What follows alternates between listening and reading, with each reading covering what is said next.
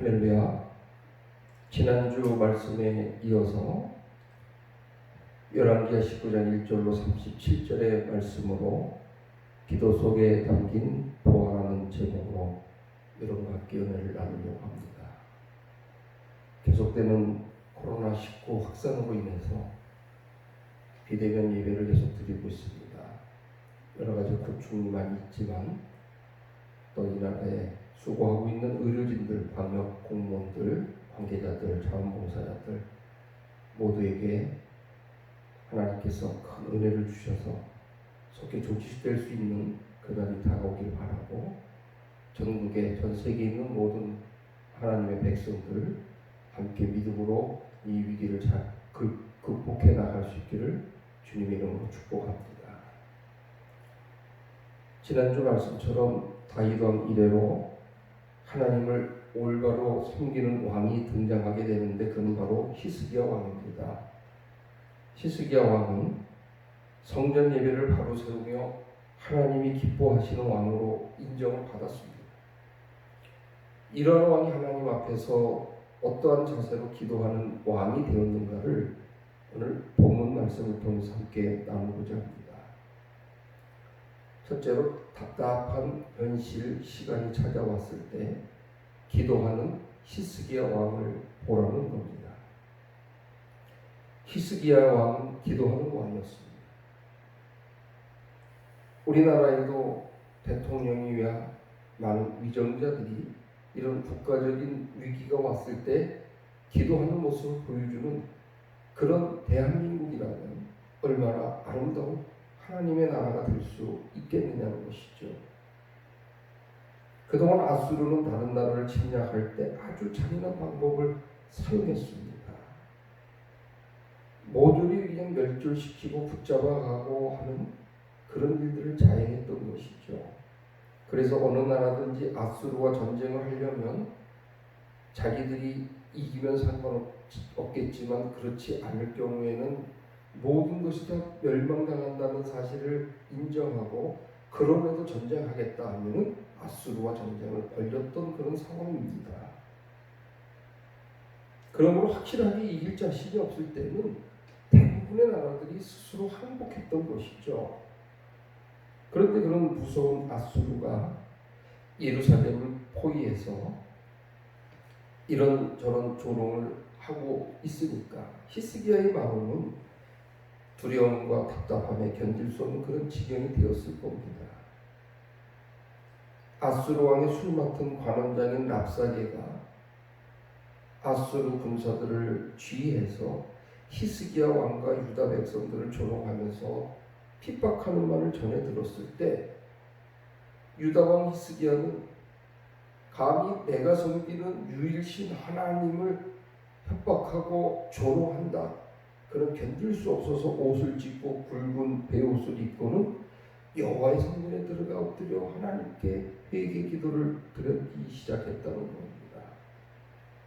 또 히스기야는 자기의 기도만으로는 안 된다는 생각을 해서 원로들과 제사장들과 자신의 신하들을 그 당시 하나님의 종이었던 이사야 선지자에게 보내어서 나라와 민족과 왕인 자신들을 위해서 중보기도 해달라는 강력한 요청을 하게 됩니다.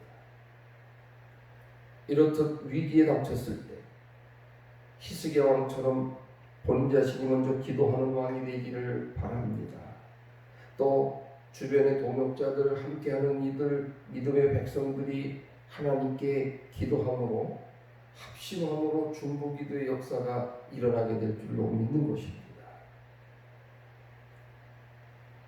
이때 기도하던 이사야를 통해서 하나님의 예언의 말씀이 들려지게 되죠. 그럼에도 불구하고 계속되는 답답한 현실이 보여지게 됩니다. 이사야는 아수르 왕의 조롱과 협박의 말을 듣고 두려워하거나 기죽지 말라고 말합니다. 하나님께서 아수르 왕에게 한 영을 불어넣으셔서 아마 성령의 역사를 통해서 그가 헛소문을 듣고 자신의 나라로 돌아가 결국 칼에 맞아 비참하게 죽게 될 것이라는 것을 예언합니다. 그 사실을 또 히스기야 왕에게 전달해 줍니다. 그런데도 현실로 보여지는 현상들은 이사야 선지자들로부터 전달받은 예언의 말씀과는 별도로 히스기야 왕에게는 답답한 그런 현실만 눈앞에 펼쳐지고 있는 것이죠. 그런데 그때 하나님의 역사가 이루어져서 아수르 왕인 사네립이 어떤 보고를 받고 자신의 나라로 돌아가게 됩니다. 그 보고 내용은 뭐냐 하면 구스라고 하는 나라가 있는데 지금의 에티오피아를 뜻합니다. 그 구스 나라의 군대가 아수르를 지금 향해서 쳐들어오고 있다는 소식을 전해 들은 겁니다.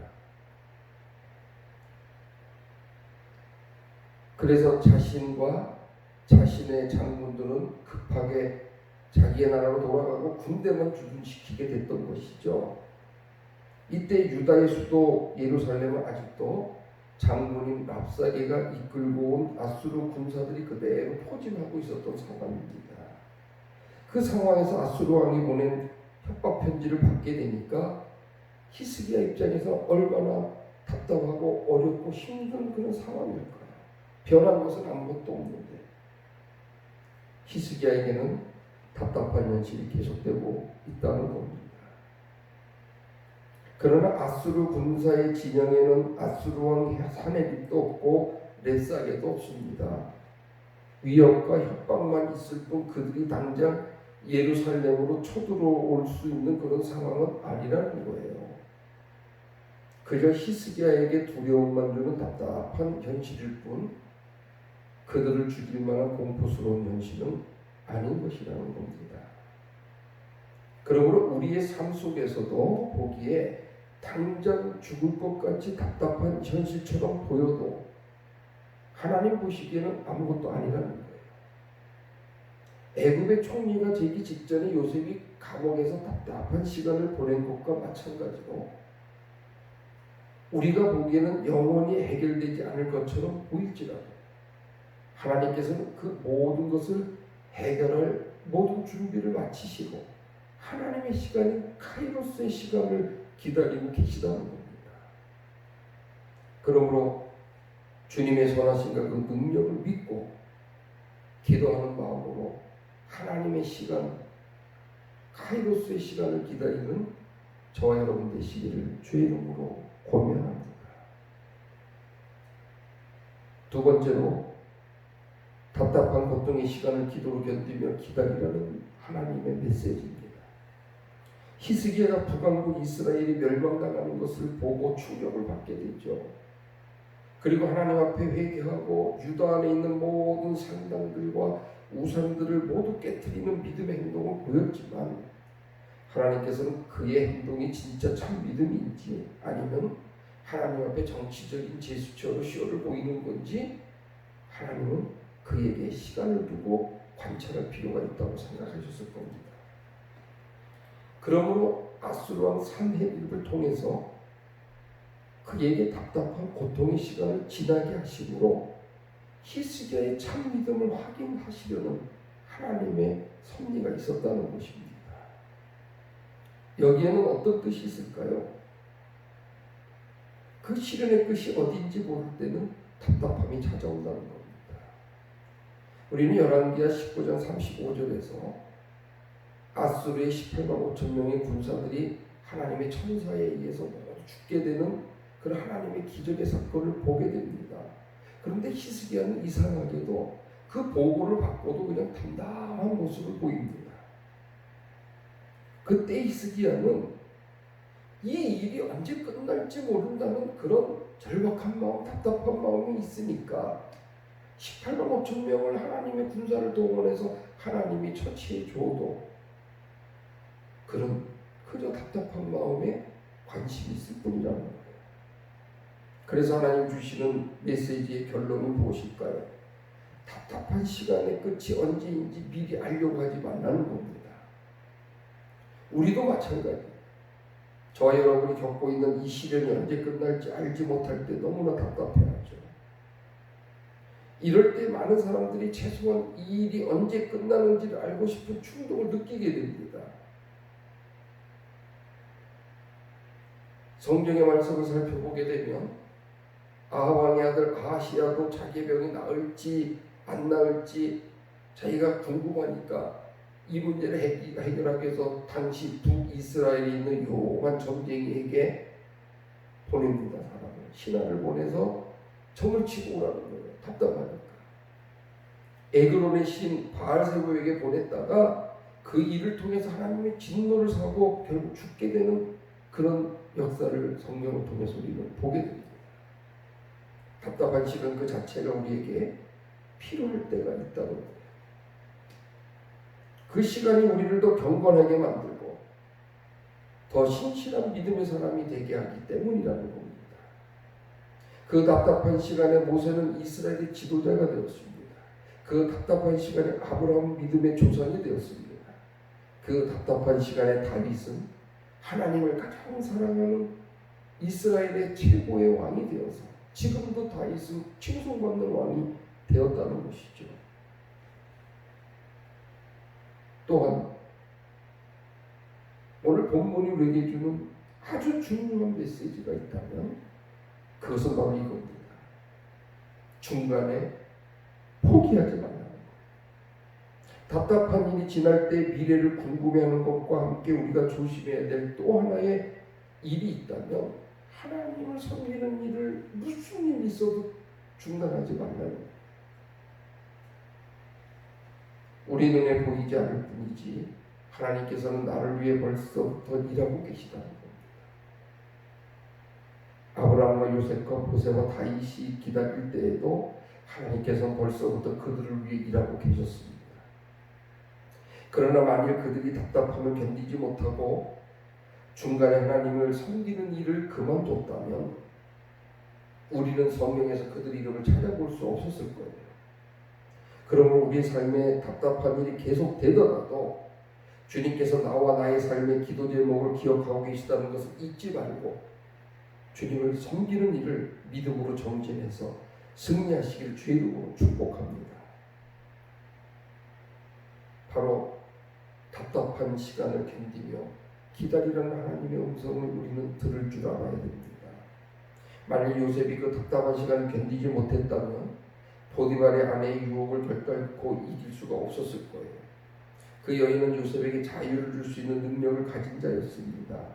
그러나 하나님의 신실함을 그는 믿었기 때문에 그 답답하고 암울한 시간을 인위적으로 해결하려고 하지 아니하고 하나님의 시간을 기다렸다는 겁니다. 그 결과를 여러분 잘 아시잖아요.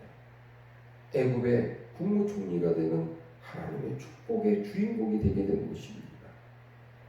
그러므로 답답한 시간의 끝을 알려고도 하지 말고 하나님 섬기는 일을 중간에 포기하지도 말고 그 답답한 시간을 견디며 기다리라는 것이 오늘 성경이 우리에게 주는 교훈인 것입니다. 욥이나 다윗처럼 절규할 망정 자기 스스로 생을 마감하려 하지 말고 아하시야처럼 편법을 써서 그 시간의 끝을 알려고 하지 말라는 겁니다. 바울서신 속에 등장하는 사람들처럼 중간에 하나님을 섬기는 일을 중단하고 세상으로 나가는 자가 되어서는 안 된다는 겁니다. 그러면 이렇게 우리가 굳건한 믿음을 갖고 지키고 기다릴 때 어떤 일이 벌어질까요? 그것은 바로 여호와의 날이 반드시 우리에게 찾아온다는 겁니다. 하나님께서 우리 인생에 개입해 들어오시는 날을 여호와의 날이라고 이야기합니다. 하나님께서 요셉의 인생에 개입해 들어오셨을 때 그는 애굽의 국무총리가 되었고 아브라함의 인생에 개입해 들어오셨을 때 그는 믿음의 조상이 되었고 바울의 인생에 개입해 들어오셨을 때 그는 초대교회의 위대한 첫열매가 되셨다는 겁니다. 그러나 악한 자들에게는 여호와의 날이 아니라 여호와의 심판과 징계의 날이 되게 됩니다. 사울의 인생에 하나님께서 개입해 들어오셨을 때 그는 자살하여 생을 마감하였고 아합과 여로보암의 가문에 개입해 들어오셨을 때 그들에게 속한 모든 자가 죽었던 겁니다. 그러므로 여호와의 날은 하나님께서 함께 하시는 축복의 날이라는 겁니다. 그날은 반드시 온다는 겁니다. 그날에 어떤 사람들은 하나님의 복과 은총을 만나게 되고 어떤 사람들은 하나님의 저주의 심판을 만나게 되는 날입니다. 그러므로 주님께서 우리 인생에 개입해 들어오실 그날이 오기를 기다리며 답답함을 참고 기다리시기 바랍니다. 기다리면서 기도하고 기다리면서 하나님을 사랑하고 기다리면서 하나님을 섬기는 자가 되시길 주의 이름으로 축복합니다. 세 번째로 히스기야의 기도에 응답하신 하나님을 바라보라는 겁니다. 거기에는 유다를 구원하시리라는 하나님의 징조를 보여주고 있습니다. 하나님께서는 이사야를 통해 히스기야에게 유다가 결코 아수르에 망하지 않으리라고 하는 하나님의 말씀을 전하게 됩니다.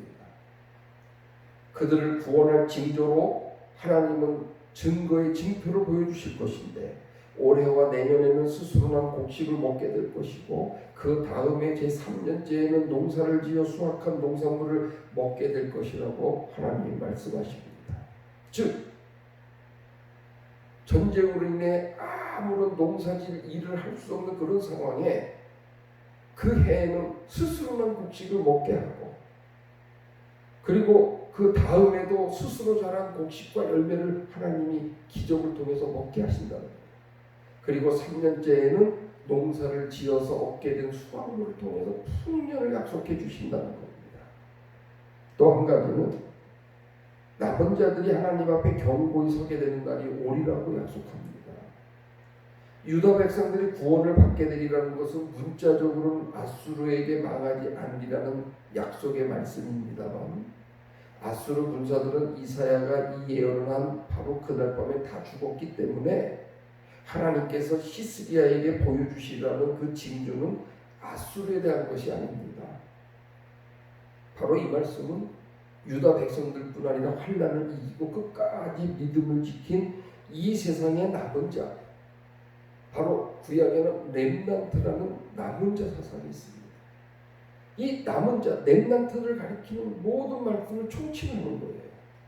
남은 자는 요한계시록에까지 신약, 구약, 신약 전체 성경 절반에 흐르고 있는 하나님의 각별하신 구원의 역사를 증거하는 메시지입니다. 남왕국 유다가 바벨론에 망할 때 1만여 명의 포로 백성들이 바벨론의 그발강가에서 하나님을 향한 신실한 믿음을 회복하고 다시 예루살렘으로 돌아와 그 믿음을 지켜나갔습니다. 이들 역시 남은 자입니다. 궁극적으로는 주님께서 세상을 심판하기 위해 다시 오실 때 그때까지 믿음을 온전히 지키는 신실한 자들을 가리켜서 남은 자, 렘넌트라고 이야기합니다. 그들은 심판을 이기고 주님과 함께 영원한 기쁨의 나라로 들어가게 될 것입니다. 아수르 군사들은 단 한 발자국도 예루살렘 성 안으로 들어오지 못하리라. 그러나 히스기야는 하나님이 이렇게 예언하고 약속함에도 불구하고 당장 예루살렘을 포위하고 있는 아수르 군사가 언제 쳐들어올지 모르는 두려움에 떨고 있다는 거예요. 그러므로 하나님께서는 단 한 발짝도 예루살렘을 향해 아수르 군사가 들어오지 못하리라는 강력한 메시지와 약속과 예언을 해주십니다. 그들이 쏘는 화살도 성벽을 넘는 것이 없을 것이라는 말씀까지 덧붙여 주십니다. 결국 아수르 군사들의 죽음과 산헤립의 최후에 대해서까지 하나님은 말씀하고 계세요. 이사야 선지자를 통해서 히스기야에게 이 말씀을 전해주신 바로 그날 밤에 하나님의 전사가 아수르 군사의 진영으로 들어가 아수르 군사 18만 5천 명을 모두 죽이는 역사를 보여주십니다. 유다 백성들이 아침 일찍이 아수르 진영으로 가보니까 희한하게 아수르 군사 군인들이 모두 죽어 있는 것입니다. 이에 산헤립은 홀로 쓸쓸히 아수르의 수도 니느웨로 가서 얼마 동안 지내다가 자기 아들들에게 살해를 당합니다. 아버지를 죽인 아들들은 아라라 땅으로 도망을 가게 됩니다. 그리고 산헤립의 막내 아들인 에살핫돈이 그 뒤를 이어 아수르의 왕이 되었던 것이죠. 아수르는 당시 최고의 군사력을 가진 그런 나라였습니다. 하나님의 도움이 없었더라면 유다는 하루도 못 뛰어서 무너졌을 거예요. 그러나 역사는 하나님의 섭리대로 하나님의 시간대로 이루어졌다는 거예요. 지금 당장 악한 자들이 더 잘 될 것처럼 보일지라도 결국 하나님의 뜻대로 살아가는 자들이 승리한다는 하나님의 약속의 말씀입니다.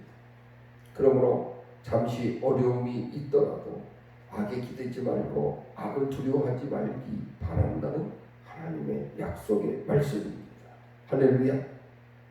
또 하나님의 뜻을 떠나 부응한 자들을 부끄러워하지도 말라는 거예요. 역사의 주인은 하나님이시기 때문에 하나님을 기억하고 믿음으로 승리하는 한마음 가족 여러분 되시기를 주의 이름으로 축복합니다. 오늘 말씀의 결론은 답답한 시간에 감추어진 하나님의 기도의 보화를 보게 된다는 겁니다.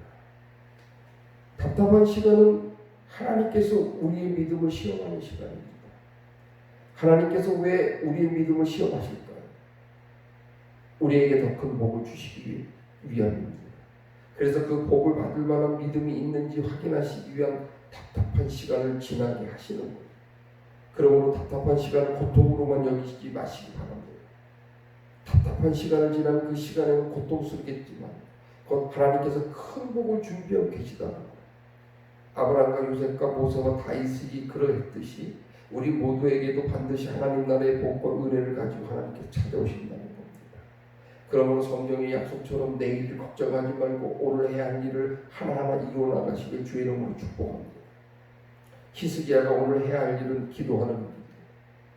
히스기야가 기도하니 하나님께서 그의 기도로 아수르 군사들을 죽이는 일을 하셨던 겁니다. 만일 히스기야가 걱정만 하고 기도를 하지 않았다면 그날 밤에 하나님께서 아수르 군사들을 죽이지 아니하셨을 겁니다. 히스기야가 답답한 시간을 기도로 이겼듯이 우리들도 답답한 시간을 기도하며 감사하며 하나님을 찬양하며 지낼 때 하나님께서는 하나님의 때로 우리를 이끌어 나가시는 겁니다. 기도 속에 담겨있는 하나님의 보호를 기억하시고 늘 기도로 승리하시는 주의 백성이 되시기를 주님의 이름으로 축복합니다. 기도하겠습니다. 거룩하신 하나님, 답답함 속에 기도의 문을 찾게 하시고 그 기도 속에 하나님의 보호를 보게 하시며 보호를 찾는 주인공이 되는 축복을 우리에게 주시옵소서. 국가 나라와 전 세계 만국이 어려움 가운데 있습니다. 코로나 위기 속에서도 답답함 속에서도 하나님 향한 믿음을 잃지 않게 하시고